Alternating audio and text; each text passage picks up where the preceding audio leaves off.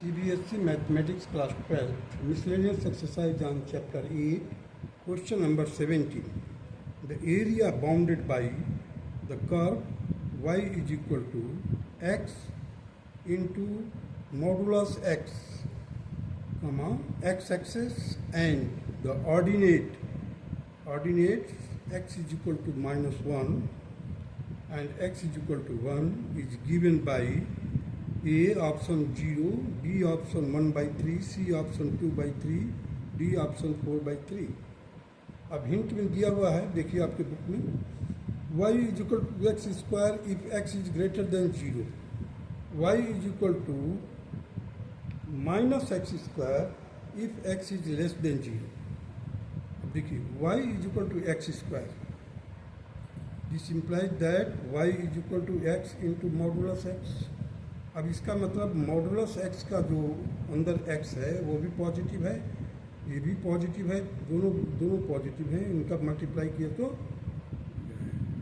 अगर हम देखते हैं इसको, अगर प्लॉट करना है पॉइंट को, तो 0 देखिए, x is equal to 0, y is equal to 0, x is equal to 1, y is equal to 1, x is equal to -1, y is equal to -1. क्यों? तो अगर -1 आप नीचे रखते हैं इस x के जगह पर, तो उसका रिजल्ट क्या आएगा?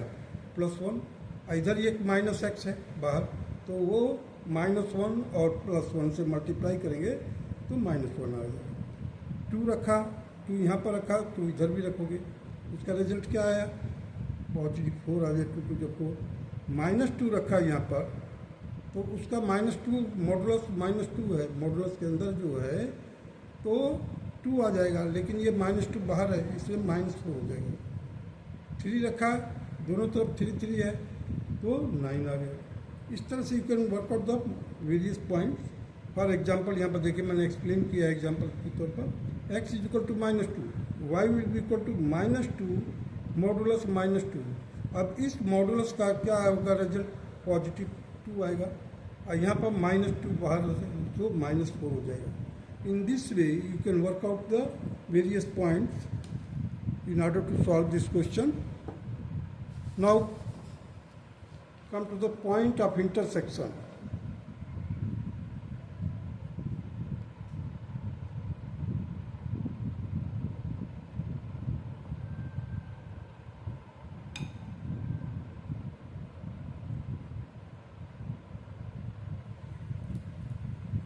देखिए, point of intersection x is equal to 1, y will be equal to 1 square, that is 1.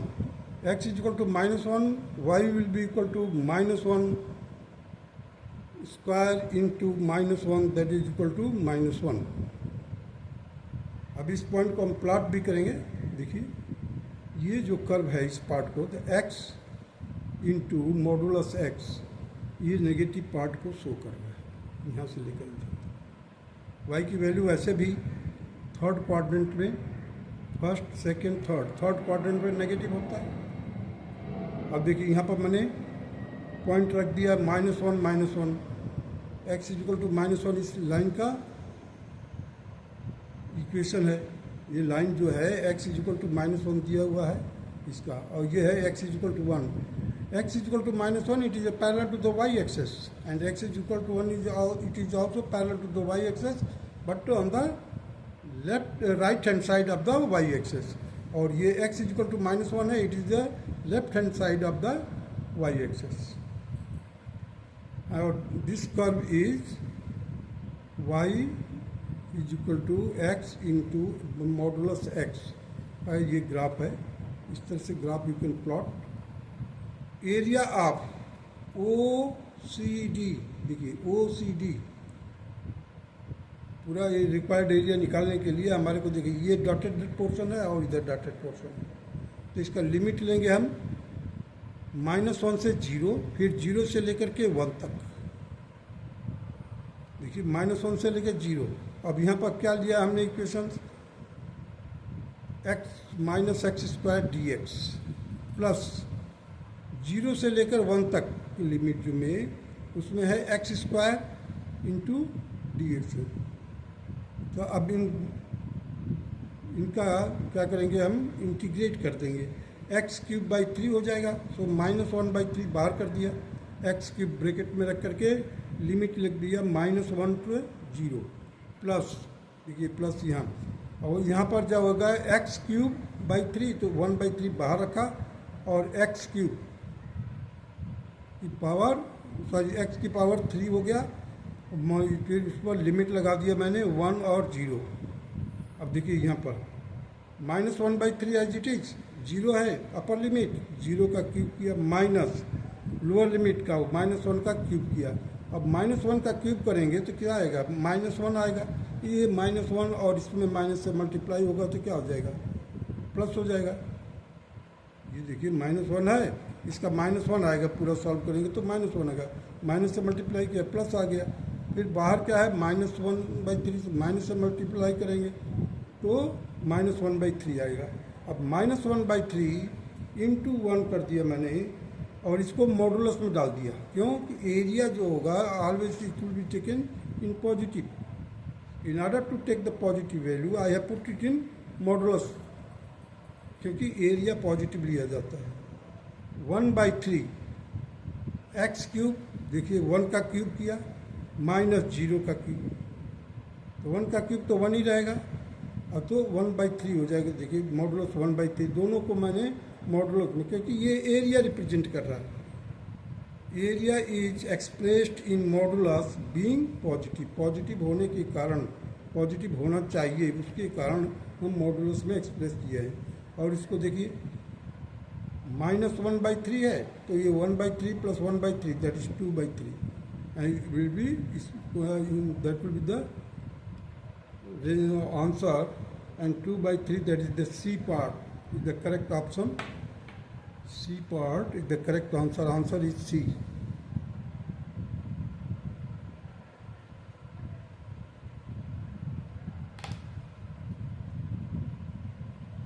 Answer C is correct. Now the question number 18, the area of the circle x² plus y² is equal to 60. Exterior to the parabola y² is equal to 6x each. A option 4/3 into 4 pi minus √3, B 4/3 in bracket 4 pi plus √3, C 4/3 8 pi minus √3, D 4/3 8 pi plus √3। अब ये option दिया हुआ है, हमारे को निकालना है कि area of the circle exterior to the parabola. हमारे को क्या करना है, ये एरिया पूरा इधर निकालना है, ये वाला।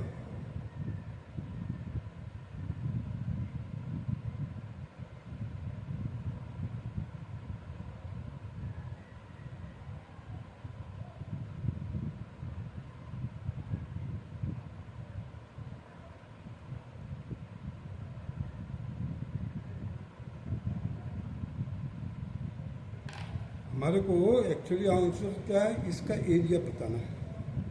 अब इसका एरिया बताने के लिए इतना पार्ट को हमें एरिया ऑफ द सर्किल से हटाना है,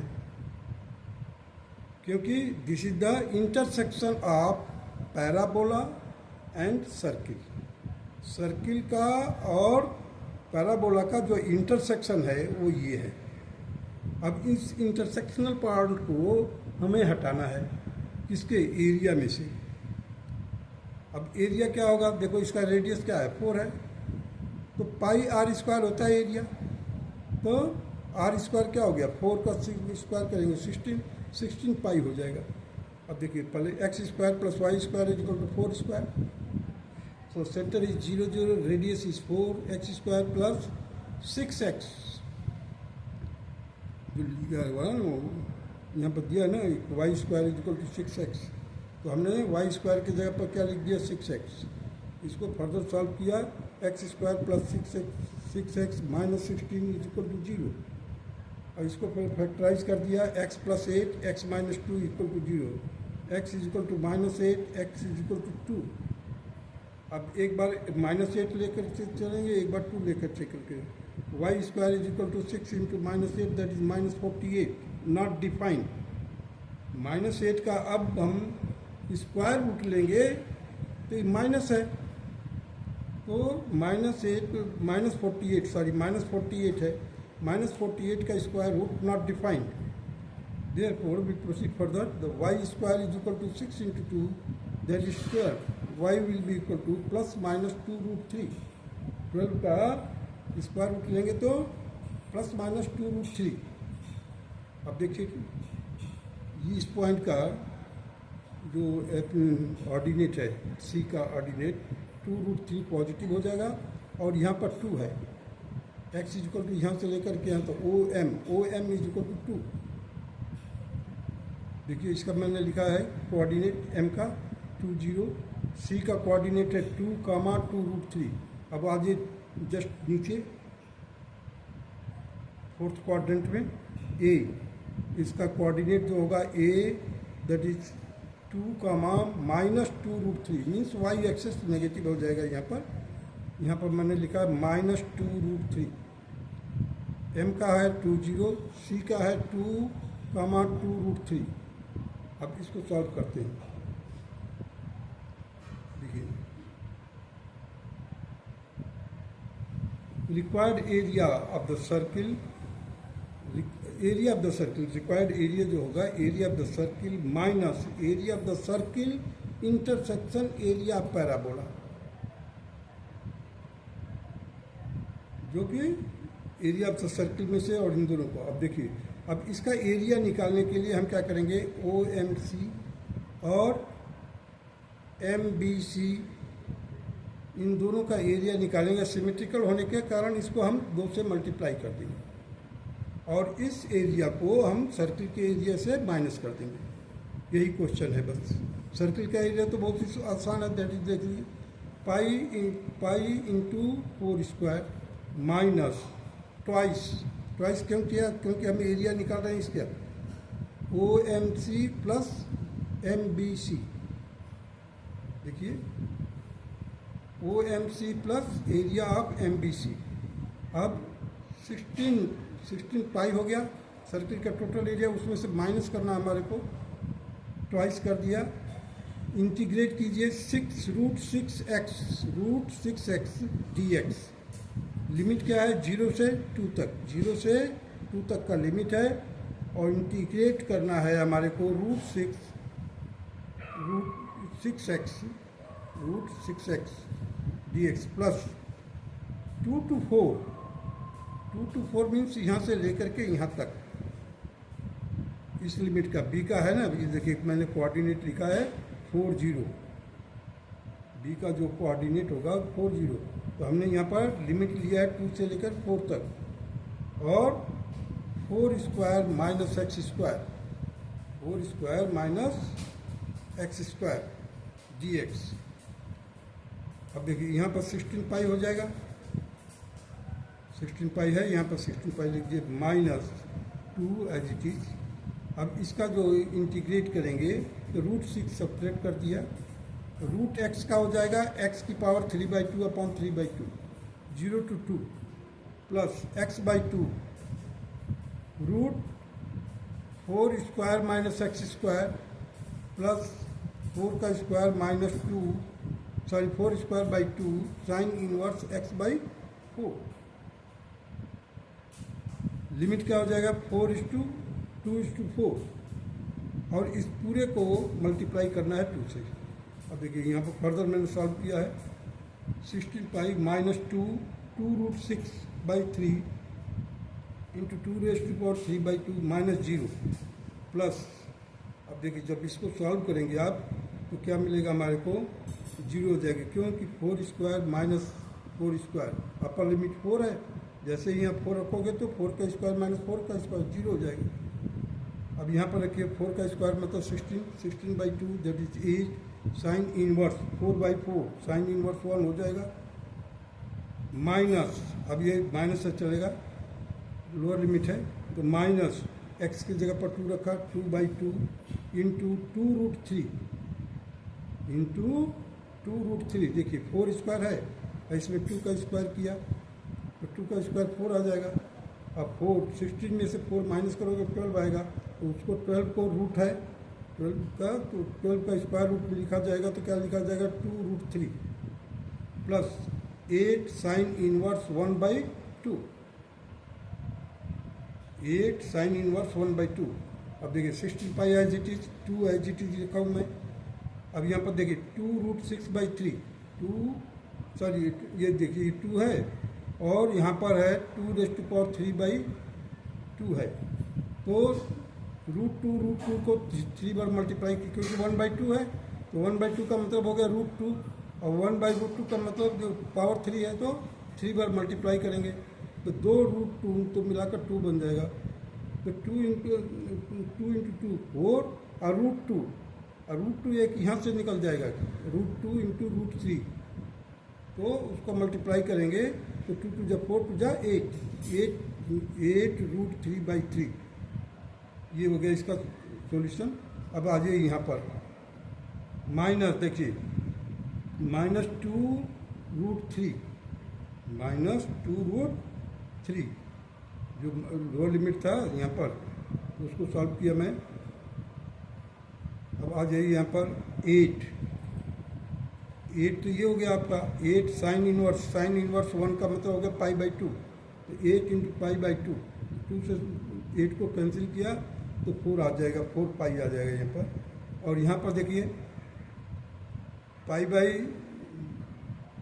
π/6 हो जाएगा यहाँ पर 8, ये sign inverse 1/2 that will B 8 है, ये साइन इनवर्स 1/2 कब होगा π/6 तो 8 इंटू π/6, 8 को 2 से कैंसिल किया 4, 6 को कैंसिल किया 3, 4/3 आ गया। हमारे को रिजल्ट क्या मिला 16 पाई, ये 16 पाई यहाँ पर रखा हूँ माइनस इस पूरे ब्रैकेट में जो सॉल्व किया हूँ और 2 से मल्टीप्लाई किया तो हमें क्या मिला 16 π/3 माइनस 4√3/3। अब देखिए यहाँ से इसको मल्टीप्लाई कीजिए, 16 3 जा 48 में से 16 माइनस करेंगे 32 पाई आएगा, 32 π/3 माइनस 4√3/3। अब 4/3 कॉमन ले लिया तो ब्रैकेट में आ जाएगा 8, देखिए 4 8 जा 32 पाई तो है ही पाई अंदर। अब यहाँ पर आ जाएगा /3, 3 यहाँ पर भी आ जाएगा। तो हमारा जो आंसर आएगा 4/3 इन ब्रैकेट 8 पाई माइनस √3। ऐसे क्वेश्चन को मैं एडवाइस करूँगा कि जो ज़्यादा कॉम्प्लिकेटेड है सॉल्व करने के लिए तो आप क्या करोगे, इसको स्प्लिट कर दो I1 I2 I3 स्प्लिट करके। जैसे मान लीजिए इसका हम एरिया निकाल रहे थे तो इसको एक I1 मान लो, जैसे है इस पार्ट को I1, इस पार्ट को I2, इस पार्ट को इस तरह से I1 I2 I3 करके सेपरेट करके इसको सॉल्व कीजिए, so there will be no chance of any mistake. In order to avoid the error, you should just split the lengthy calculation in part wise, that is I1 I2 I3 और last में उसको summation कर दीजिए algebraic sum के तौर पर। Now proceed to the question number 19।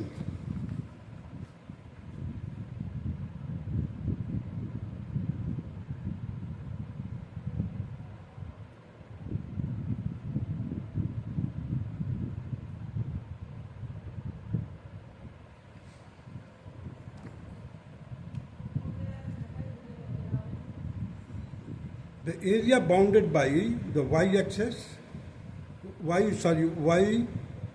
area bounded by y-axis and y is equal to cos x and y is equal to sin x when 0 is less than or equal to x and x is less than or equal to π/2 is A option, that is 2 outside the bracket, √2 - 1 का square root दिया है, B √2 - 1, C √2 + 1, D √2। अब देखिए यहाँ पर ये वाला curve जो है इस तरह से जो ये कर्व आ रहा है, it is y is equal to cos x। cos x की वैल्यू 0 में 1 होता है इसलिए यहाँ पर आया है, ठीक। और यहाँ से हम लेकर आए और 45 डिग्री पर 45 डिग्री का मतलब π/4 पर cos x और sin x की वैल्यू 1/√2 होता है और ये पॉइंट इंटरसेक्ट कर दिया यहाँ पर। अब देखिए इसका कोऑर्डिनेट क्या हो गया, π/4 दैट इज एब्सिसा और 1/√2 that is the value of cos x और y, तो y की वैल्यू जो आएगी 1/√2, क्यों? cos x में भी 1/√2 आता है 45 में, sin 45 भी 1/√2 आता है। This point will be the point of intersection. अब देखिए ये हो गया y एक्सेस जहाँ पर x इज इक्वल टू 0 होता है, और ये तो required area will be 0 to π/4 cos x dx minus, अगर यहाँ से लेंगे आप एरिया तो cos x dx ये कंप्लीट कुछ शो करेगा, और लेकिन उसमें से माइनस कर दिया sin x, ये वाली जो लाइन जा रही है sin x मीन्स ऊपर वाले कर्व में से नीचे वाले कर्व को माइनस कर दिए तो ये आपको एरिया मिल जाएगा। देखो sin x dx। अब इसका इंटीग्रेट किया, cos x का क्या होता है? sin x होता है 0 to π/4 माइनस sin x का होता है माइनस cos x, तो 0 to π/4 sin x plus cos x का 0 to π/4 दोनों का लिमिट सेम है, हमने एक साथ कर दिया इसको। sin π/4 plus cos π/4 minus sin 0 plus minus cos 0। Further solve किया 1/√2 1/√2 0 माइनस 1। फर्दर सॉल्व किया इसको 2/√3 minus 1, that will be equal to 2 minus √2/√2। अब हमने इस 2 को इस तरह से लिख दिया, √2 इंटू √2 माइनस √2/√2। √2 कॉमन निकाला न्यूमरेटर से और डिनोमिनेटर के √2 को कैंसिल कर दिया। हमारे पास क्या रिजल्ट बनना बचा? √2 minus 1। Hence the option B is the correct answer of this question, and that's all.